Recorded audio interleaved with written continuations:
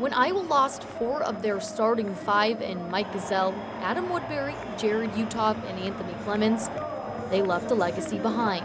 Over time, over the course of a season, there's a reason why that group won 89 games, because of essentially how they live their lives and how they prepared and how they work and how they train and how they support one another and how they overcome adversity. There's one starter left from that powerful crew, and it's Peter Jok.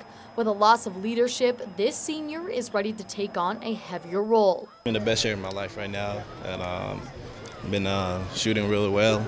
Been playing off the ball and on the ball.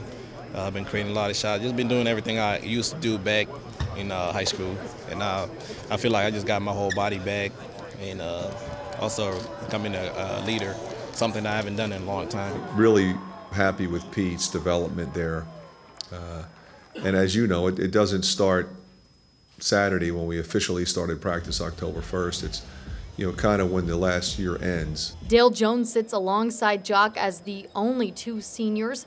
While Jones was sidelined due to an injury last season, he's ready to work.